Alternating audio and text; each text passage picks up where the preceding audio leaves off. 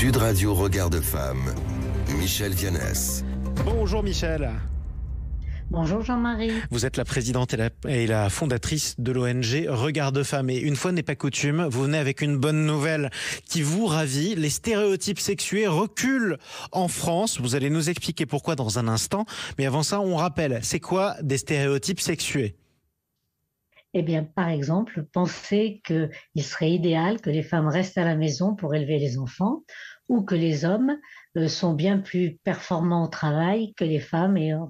Donc, voilà un petit peu le genre de stéréotypes sexués qui circulent en France de manière extrêmement importante. Absolument. On pourrait d'ailleurs le traduire par des clichés sexistes, tout simplement. Nouvelles, oui, donc tout à fait.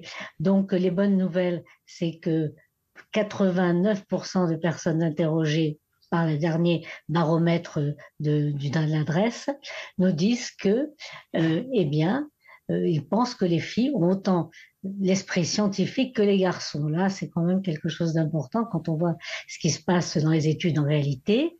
Et puis, donc je vous parlais tout à l'heure de ce stéréotype sur que les femmes doivent rester à la maison pour élever leurs enfants. Eh bien, 80% des personnes ne sont plus d'accord. Et puis, surtout, par exemple, l'idée que les hommes seraient de meilleurs managers que les femmes, eh bien là aussi, il y a 78% des personnes interrogées qui ne sont pas d'accord. Donc, on a vraiment une avancée très forte, une avancée très forte par rapport en particulier à la dernière étude qui a été faite par le Haut Conseil à l'égalité qui est parue au mois de janvier. Bon, ça c'est des bonnes nouvelles, on en est ravis. Maintenant parlons de ce qui reste ancré. C'est quoi les clichés sexistes, les stéréotypes sexués qui ont la peau la plus dure ? Alors d'abord, chez qui ? On s'aperçoit, l'étude va souligner que l'adhésion donc aux stéréotypes se trouve en particulier chez les hommes, évidemment, les plus âgés, les immigrés et les personnes ayant une pratique religieuse. Et ces stéréotypes très ancrés sont le plus souvent liés aux soins apportés aux autres. Les femmes, c'est elles qui s'occupent des autres, les enfants, les personnes âgées, les adultes dépendants. Et par exemple, encore aujourd'hui, 59% de personnes pensent que les mères savent mieux répondre aux besoins et attentes des enfants que les pères. Et donc, on voit bien qu'il y a toujours une forte inégalité dans les couples. Et justement, l'étude note qu'il y a un lien entre les stéréotypes et les pratiques domestiques. Plus les personnes adhèrent à ces stéréotypes sexués, moins elles vont partager de manière égalitaire, gérer dans le couple tous les travaux ménagers, l'occupation des enfants, etc.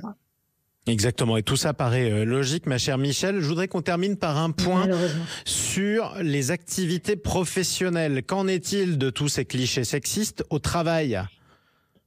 Eh bien, c'est là où ça pose encore un gros problème, parce que les femmes qui ont des activités professionnelles, ce sont elles qui vont le plus dire qu'elles subissent donc dans leurs activités professionnelles et en particulier dans leur salaire. Bon, ça, c'est pas une nouvelle des stéréotypes sexués, mais ce qui est assez particulier et pas très étonnant quand même, c'est que ce sont les femmes qui sont au niveau Bac plus 3 ou plus, donc celles qui ont le plus formées, donc formations les plus importantes, les femmes cadres en particulier, qui, elles, subissent le plus et se sentent le plus discriminées dans leur travail en raison de leur sexe.